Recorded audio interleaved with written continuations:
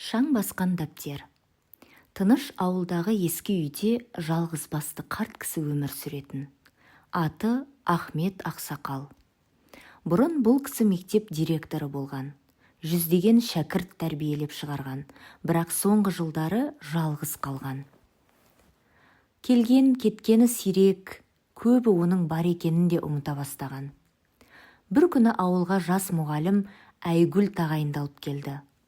Ол өз жұмысына шын берілген, өте ізденімпаз қыз еді. Ауылдың тарихын білу үшін жұртпен сөйлесіп жүріп, Ахмет Ақсақал туралы естиді. Біреулер, ол кісі өте қатал еді, балаларды қатты ұстады. Жоқ, менің өмірімді өзгерткен сол кісі деп түрлі пікір айтады. Айгүл бір күні Ақсақалдың үйіне барып амандасып, хал жағдайын сұрап шығады. Ақсақалдың көзіне жас үйіріледі. Себебі бұл соңғы 10 жылдан бері алғаш рет біреу шын көңілмен есігін қаққан сәт еді. Содан бері Айгүл жиі барып тұратын болды. Көп әңгімелер тыңдады. Бір күні қарт оған ескі ағаш сандықты ашып, ішінен бір дәптерді алып шықты. Шаң басқан, сарғайған дәптер. Бұл менің шәкірттерімнің естеліктері, деді Ақсақал. Айгүл таң қалды.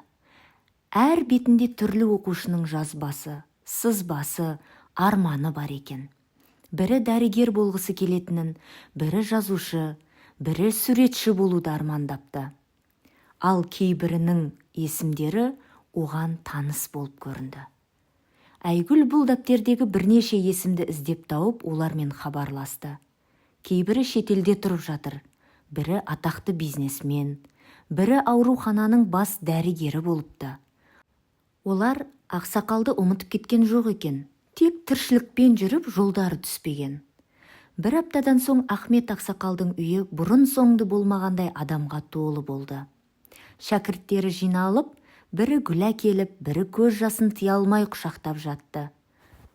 Ақсақал күліп отырып, мен ешқашан жалғыз болмаппын, жай ғана күтіппін, деді. Сол күннен бастап ауылда үлкен өзгеріс басталды. Адамдар араласуды, бір-бірінің қадірін түсінуді қайта үйренді. Ал Айгүлдің арқасында қарт кісі елеусіз қалмай, қадірменді жан ретінде ауылдың құрметті ақсақалына айналды. Кейде бір адамды еске алу тұтас тағдырдың қайта тірілтуі мүмкін.